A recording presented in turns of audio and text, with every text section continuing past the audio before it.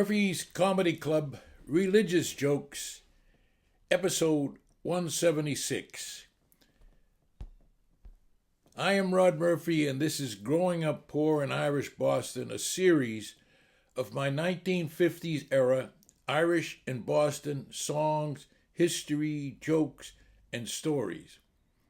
And never let the truth interfere with it, a good story.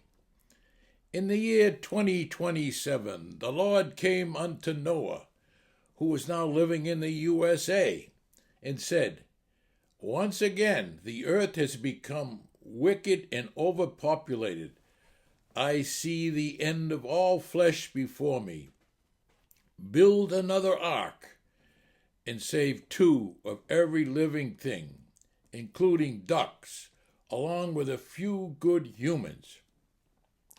He gave Noah the blueprint, saying, "You have 6 months to build the ark before I will start the unending rain for 40 days and 40 nights. 6 months later, the Lord looked down and saw Noah weeping in his yard, but no ark.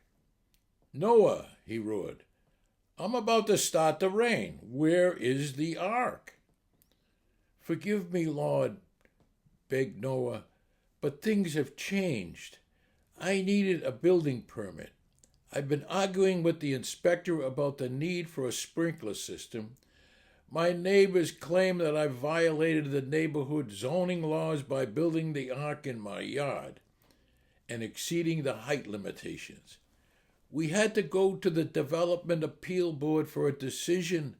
Then the Department of Transportation demanded a bond be posted for the future cost of moving power lines and other overhead obstructions to clear the passage for the ark's move to the sea. I told them that the sea would be coming to us, but they would not hear of it. Getting the wood was another problem. There's a ban on cutting local trees in order to save the spotted owl. I tried to convince the environmentalists that I needed the wood to save the owls, but no go. When I started gathering the animals animal rights group sued me. They insisted that I was confining wild animals against their will. They argued the accommodations were too restrictive and it was cruel and inhumane to put so many animals in a confined space.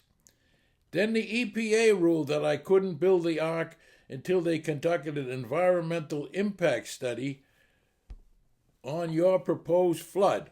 I'm still trying to resolve a complaint with the Human Rights Commission on how many minorities I'm supposed to hire for my building crew. Immigration is checking the status of most of the people who want to work. The trade unions say I can't use my sons. They insist I only hire union workers with ark building experience. To make matters worse, they seized all my assets, claiming I'm trying to leave the country illegally with endangered species. So forgive me, Lord, but it would take at least 10 years for me to finish this ark. Suddenly the skies cleared, the sun began to shine, and a rainbow stretched across the sky. Noah looked up in wonder and asked, "You mean you're not going to destroy the world, Lord?" "No," said the Lord.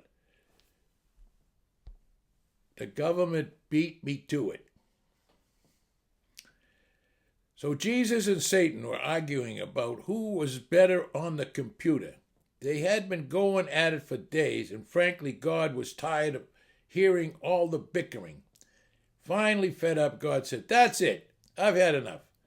I will set up a test that will run for 2 hours, and from those results, I will judge the better job." So Satan and Jesus sat down at the keyboards and typed away.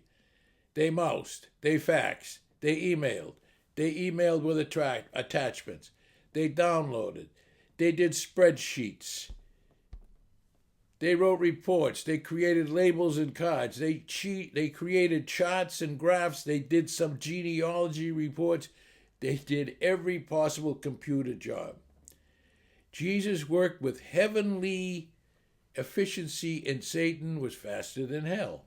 Then, 10 minutes before their time was up, lightning suddenly flashed across the sky, thunder rolled, rain poured down, and of course the power went off. Satan stared at his blank screen and screamed every curse word known in the underworld. Jesus just sighed. Finally, the electricity returned and each of them restarted their computer. Satan started searching frantically, screaming, "It's gone! It's all gone! I lost everything when the power went out." Meanwhile, Jesus quietly started printing out all of his files from the past 2 hours of work. Satan observed this and became irate. "Wait," he screamed. "That's not fair. He cheated. How come he has all of his work and I don't have any?" God just shrugged and said, "Jesus saves." 2 elderly Jewish guys from Mattapan walked by St. Teresa of Calcutta's Catholic Church near Edward Everett Square in Boston. They see a sign, "Convert to Catholicism and get $50. Milton stops and stares at the sign. Abe turns to him and says, "Milton, what's going on?" "Abe," replies Milton, "I'm thinking of doing it." Abe says, "What, are you crazy?" Milton thinks for a minute and says, "Abe, I'm going to do it." With that, Milton strides purposely into the church and comes out 20 minutes later with rosary beads and his head bowed. So asks Abe, "Did you convert?" "Yes, I did," says Milton. "Did you get your $50? asks Abe, and Milton says, "Is that all you people think about?" Patty Murphy's neighbor, Oni Driscoll, was dying, and he called his 3 best friends to his bedside, his priest, his doctor, and his lawyer.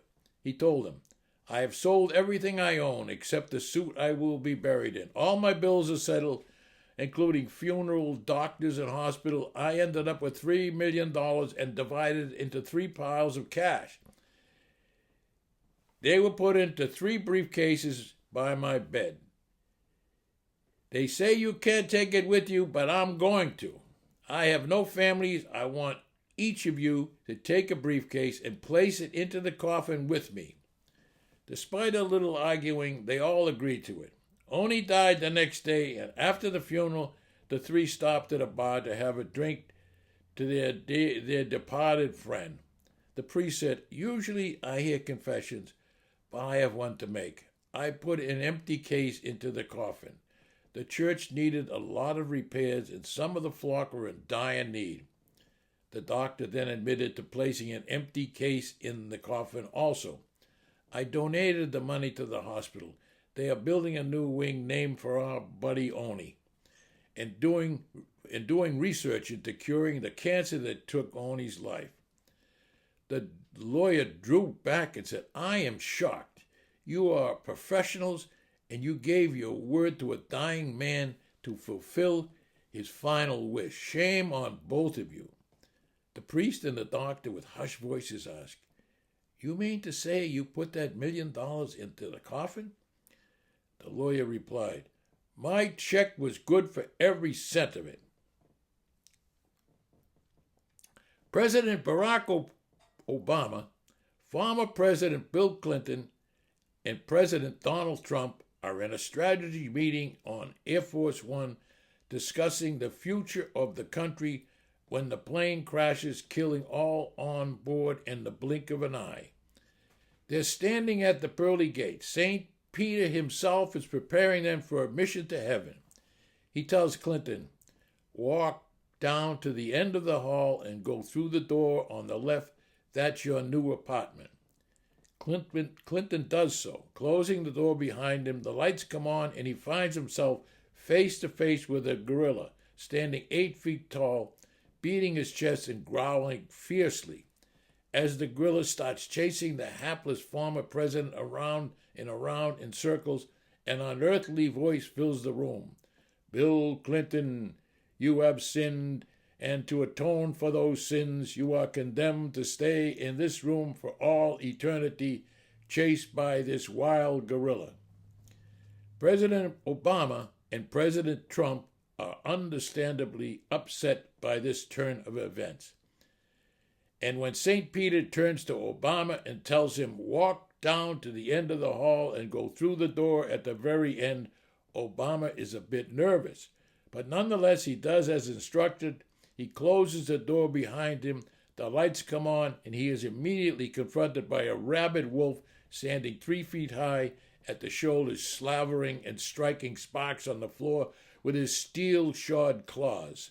Obama starts running as fast as he can, and then the same unearthly voice fills the room. Barack Obama, you have sinned, and to atone for those sins, you are condemned to stay in this room for all eternity, chased by this rabid wolf. By now, Donald Trump is literally shaking in his boots as St. Peter tells him, I want you to go to the end of the hall and go through the door on the right. With grave misgivings, the Donald does so, realizing that under the circumstances, he has little choice. He closes the door and finds himself in a quiet room with elegant furnishings, soft carpeting, gentle lighting, and quiet music filling the air. Best of all, in the center of the room, sitting on a stool, is Bo Derek. She's wearing the same swimsuit she wore in the movie 10, looking incredibly sexy and inviting. Trump thinks, well, hey, this isn't so bad. Then the music stops, and the unearthly voice echoes through the room. Bo Derek, you have sinned. Da, da, da, da, da, da. One Sunday morning, Patty Murphy went hunting instead of going to Mass. His hunting location was near the Merrimack River, close to 4 New England state borders. He bagged 3 ducks. He put them in the bed of his pickup truck and was about to drive home when he was confronted by a game warden who didn't like Irishmen. The game warden ordered Patty to show his hunting license, so Murphy pulled out a valid Massachusetts hunting license.